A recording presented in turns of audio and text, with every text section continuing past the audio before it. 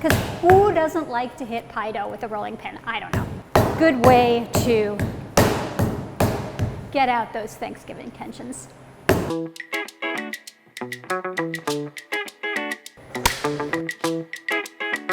Hi, I'm Melissa Clark, and I'm coming to you from my home kitchen where I've spent the last 6 months tweaking, improving, shall we say, possibly perfecting the 3 iconic Thanksgiving pies: apple, pecan, and pumpkin. And along the way, I had some pie wisdom that I thought I would share with you.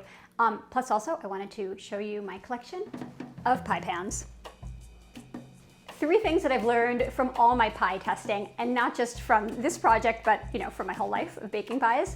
You'll notice with my pie tins, most of them are metal because I really do feel that metal is your best material for getting a crisp crust. Glass does not conduct heat as well as metal, neither does ceramic. So you're gonna get a less baked crust. You're just not gonna get that crunch and that dark brown color. Tip number 2, you don't have to par bake your crust. I have learned that if you put a metal sheet pan in your oven and you let it preheat while your oven is coming up to temperature, you don't need to par bake, because that hot metal combined with your metal pie pan will start cooking your crust immediately and give you a nice deep color and a beautiful crunch. Tip number 3, always start with cold dough. Once it starts warming up to room temperature, you're gonna lose all of your flakiness. So if your kitchen is warm, why don't you throw the dough in the freezer for a few minutes before you start rolling it out, or just put it back in the fridge. Take your time, make sure your dough is cold, and that is gonna give you the best texture. We're gonna spend the next 3 weeks going through all of the pies I just mentioned, and first up is apple pie. I don't like to mix apples in my apple pie.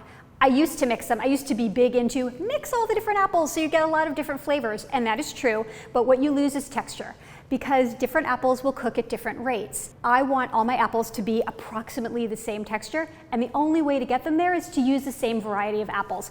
My favorite are the ginger golds. They're kind of a newish hybrid. They're like Golden Delicious, but tangier, because Golden Delicious can be a little on the sweet side. Granny Smiths are also great. They are a little bit softer and a little more tart, which is nice.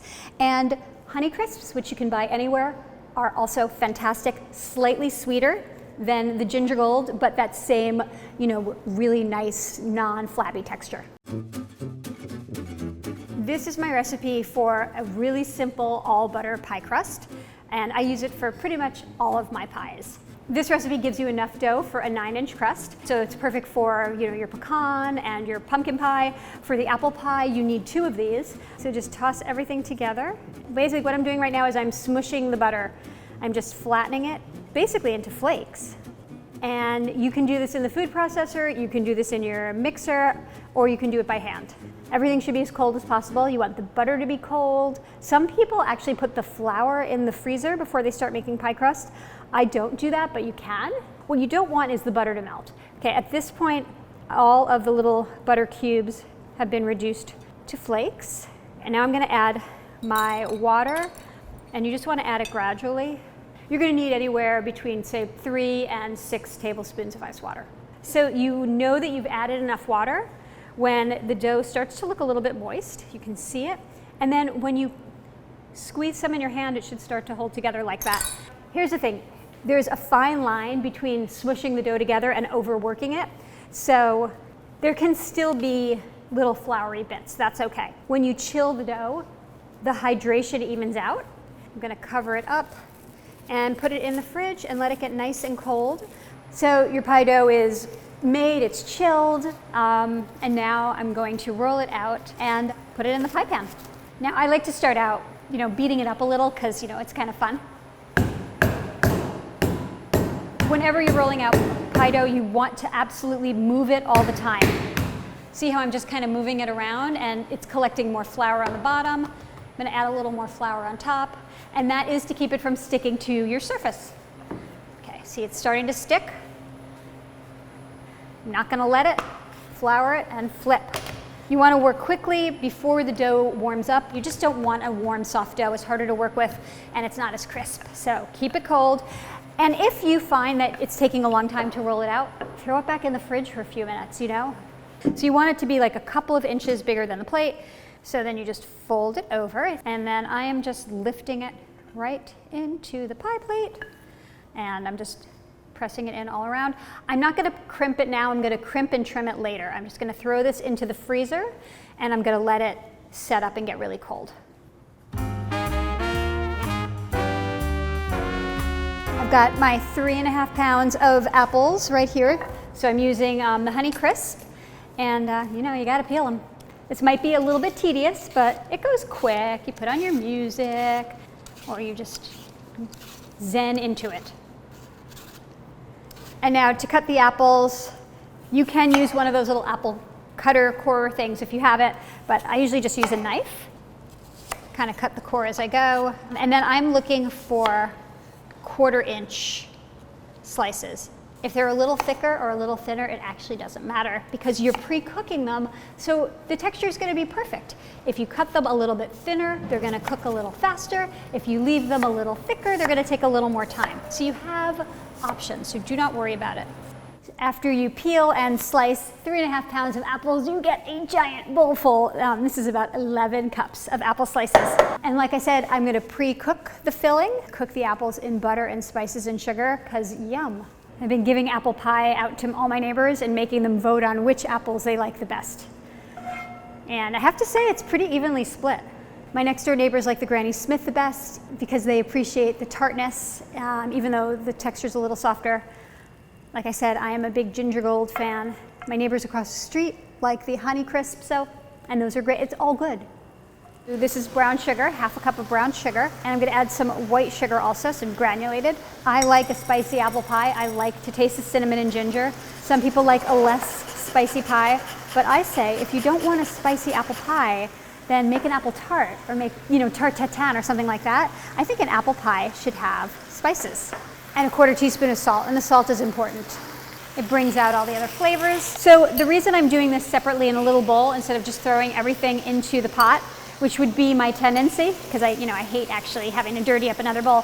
But in this case, it's important because brown sugar gets clumpy, and you don't want to mix this too much because you don't want to break the apples. So get it nice and mixed. And now I'm going to partially cover the pot. Start checking it after 15 minutes. You want the apples to be tender and really perfectly tender, but you don't want them to start to disintegrate. So you don't want any apples to be fork firm. You want them to, like if you pick it up, I'll show you, but when you pick it up, they should kind of flop on the fork. So I'm going to test the apples, and we're looking for, remember, floppy. See, floppy. So I'm going to reduce the heat right now, and I'm going to add the cornstarch, and I'm going to let the cornstarch simmer for a couple of minutes to start thickening the juices. So I'm going to add some lemon zest and some lemon juice. See, I think that's perfect. I'm going to actually put these apples on a sheet pan to cool because the surface area will help them cool more quickly. And it's really important to let your apples cool before assembling the pie because you've just gone to the trouble of chilling your pie crust. Now, if you plop hot apples in that cold pie crust, you're going to heat it up and you're going to lose all your flakiness. And then what would have been the point of chilling it in the first place? So definitely give yourself enough time to cool this down. So the apples are cool. The bottom crust is chilled. I'm going to roll out the top crust right now. And then we're going to bake the pie, which is not as good as eating the pie, but it's helping us get there. Just like before, you just want to lean into it and keep it moving. Pie crust used to really stress me out because, it would stick and it wouldn't come out right. Really, the key for me is moving it. I'm gonna go get the bottom crust from the freezer. At this point, you wanna work quickly. This crust is gonna be fine. This one might get a little soft. You wanna just spread it into an even layer. And now I'm just gonna trim the crust. And once you've trimmed around the excess dough, you just crimp it, or you can just take a fork and just press it together. And now I'm just going to brush it with a little bit of cream, or you can use an egg wash, or you can use milk. Basically, this helps get the crust golden brown. And then if you want to, you can also top the crust with some sugar, demerara sugar, or regular granulated sugar. Now I'm going to cut some vents, and the vent is going to allow the steam to escape. Now we can bake it.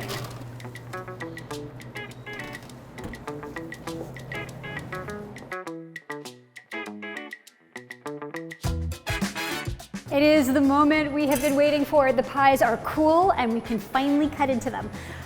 So I've got 2 of them for you. I just want to show you some differences on how these guys baked up. This pie has an egg wash and demerara sugar on the top. I love the crunch of the demerara sugar. It's just yet another delicious texture. Can I just point out the beauty of the flakes? Look at that pie crust. Look at those gorgeous flakes. That is from not overworking the dough, and it almost separates like puff pastry. It's so beautiful. Okay, I'm sorry, but look at that. That looks really good. Let's just examine this, shall we? So the pastry is sitting right on top of the apples. There's no air gap, which also helped it cut nice and neatly. The apples are just glossed with their sauce, you know, with the lovely spice and sugar mixture. It's not runny, but it's not dry. It's cooked all the way through. It's golden brown, which is what you want. So now I'm gonna eat some. So yeah, it's good. You know, the only thing I would change about this pie, see, every year I try to make it better. What do you think about a little flaky sea salt on top with the demerara sugar? I just feel like to accentuate the salt. Otherwise, it's perfect. But I can't stop, you know? It's like I get to a pie place and I think, okay, this is gonna be my recipe, but I can tell you, I might have some ideas for next year.